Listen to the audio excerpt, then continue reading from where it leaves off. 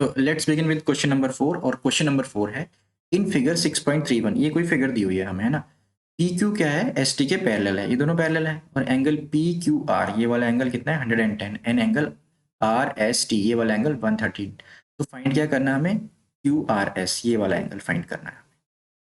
तो हमें हिंट भी दिया हुआ है कि एक लाइन जो है वो एस टी के पैरेलल ड्रॉ करो। तो आप यहाँ आर से एक लाइन एस टी के पैरेलल ड्रॉ कर दीजिए। ये पैरेलल लाइन है, स्ट्रेट लाइन है, ये मान लिया हमने एक्स है और ये y है, ठीक है।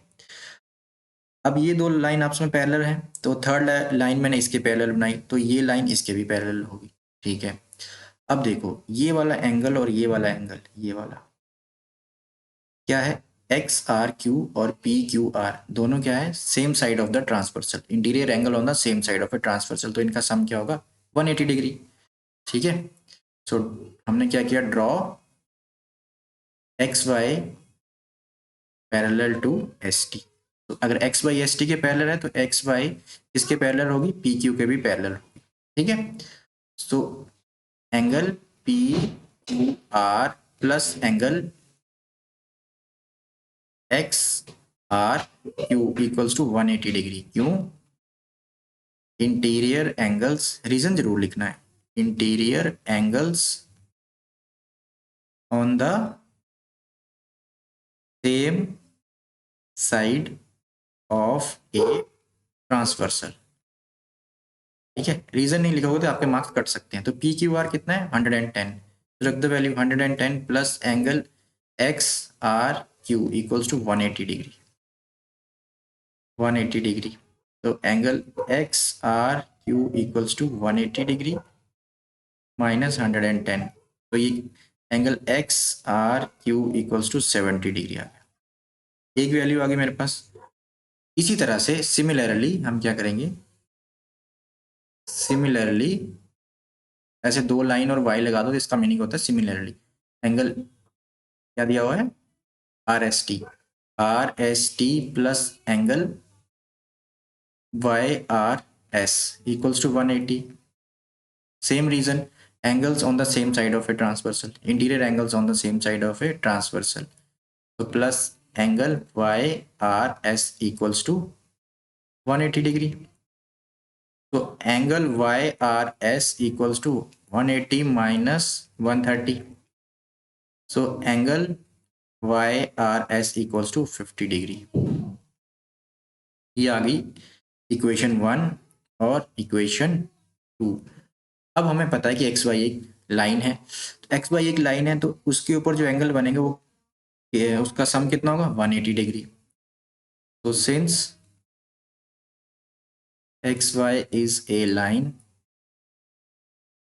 देयरफॉर कौन कौन सा angle, angle X R Q plus angle ये बीच वाला क्या बोला Q R S plus angle Q R S plus angle Y R S equals to 180 degree, है ना। हमने ऊपर लिख दिया क्या क्योंकि ये एक लाइन है। तो एक्स आर क्यू कितना हमारे पास 70 और निकालना क्या है एंगल क्यू आर एस, ये हमें फाइंड आउट करना है। और वाई आर एस कितना है 50 दिया हुआ equals to 180 degree. So angle Q R S equals to 180 degree minus ये कितना होगा 120 डिग्री, है ना।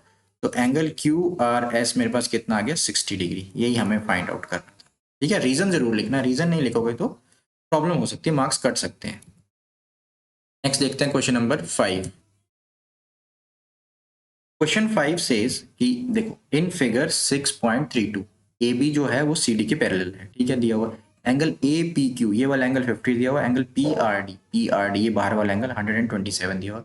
हमें एक्स और वाई की वैल्यू निकाल, पहले एक्स की वैल्यू तो बहुत इजीली निकल जाएगी। देखो ये इसको देखो ये लाइन और ये पी क्यू एक ट्रांसवर्सल है, यहाँ पे देखो ये लाइन ये है ए बी, ये आपकी क्या है सी डी, है ना। और पी क्यू को देखो पी क्यू, तो ये एंगल एक्स है और ये कितना है 50। तो एक्स की वैल्यू 50 नहीं होगी, क्यों? क्योंकि ऑल्टरनेट इंटीरियर एंगल्स है ना। तो सिंपल लिख देंगे हम। तो सिंस ए बी जो है वो किसके पैरेलल है सी डी के, है ना। So therefore X equals to किसके इक्वल होगा एंगल ए पी क्यू, क्यों? ऑल्टरनेट ऑल्टरनेट इंटीरियर एंगल्स है ना। ठीक है, तो x की वैल्यू कितनी है यहाँ पे मेरे पास 50 आ गई, ये हमें दिया हुआ है, तो x की वैल्यू निकाल दी। अब मुझे क्या निकालना है, y निकालना है। अब देखो ये बड़े वाला एंगल, ये वाला एंगल और ये दोनों एंगल, ये एंगल है ना, तो आपस में ये भी ऑल्टरनेट है, ऑल्टरनेट इंटीरियर एंगल्स हैं, तो इन ये भी इक्वल होंगे आपस में। तो क्या बोलेंगे, angle A P R equals to angle P R D. फिर से लिखेंगे, क्यों, ऑल्टरनेट इंटीरियर एंगल्स। ठीक है, अब एंगल ए पी आर को आप कैसे लिख सकते हैं, क्या लिख सकते हैं, 50 प्लस में y इक्वल्स टू 127 डिग्री, है ना। ये बड़े वाला जो एंगल है इसको आप ब्रेक कर सकते हैं, ए P Q plus Q P R में, है ना, तो 50 प्लस वाई लिख सकते हैं, तो y इक्वल्स टू 127 माइनस 50, तो ये कितना आ गया 7 और 7 77 डिग्री। सो y की वैल्यू क्या आ गई आपके पास 77 और x कितना आ गया 50। अब देखते हैं question number 6। Question number 6 says in figure 6.33, ये फिगर दी हुई है, P Q and R S are two mirrors placed parallel to each other, मतलब पी क्यू और आर एस के आपस में पैरेलल है। And incident ray A B, ये कोई रे है, ये स्ट्राइक करती है पी क्यू मिरर पे, कहाँ पे, बी पॉइंट, इस पॉइंट पे। Then reflected ray moves along the path B C, reflected ray यहाँ से जाती है और इस मिरर पे आर एस पे स्ट्राइक करती है, कहाँ, सी पे, reflect again along C D. तो हमें प्रूव करना है ए बी जो है वो सी डी के पैरेलल है। अगर ए बी सी डी के पैरेलल होगा तो अगर इन दोनों एंगल्स को प्रूव कर देंगे तो हम कह सकते हैं ये दोनों पैरेलल है। तो उसके लिए सबसे पहले आपको क्या करना है, यहाँ पे एक ना परपेंडिकुलर ड्रॉ करना है, ये बी एम हो गया मान लो, और ये परपेंडिकुलर हो गया बी एन, और बी एम जो है और बी एन क्या है, तो हम सबसे दोनों आपस में पैरेलल होंगे। So draw B M perpendicular P Q, और क्या करेंगे, और C N perpendicular R S, और बी एम क्या है, पैरेलल होगा हमारा किसका, सी एन के। ठीक है, अगर बी एम सी एन के पैरेलल होगा तो ये वाला देखो, ये यहाँ से लेके ये वाला जो फिगर है, तो ये एंगल और ये एंगल आपस में इक्वल होंगे, क्यों, ऑल्टरनेट इंटीरियर एंगल्स। इसको आप नाम दे दो, ये एंगल 1, ये 2, ये 3 और ये एंगल 4।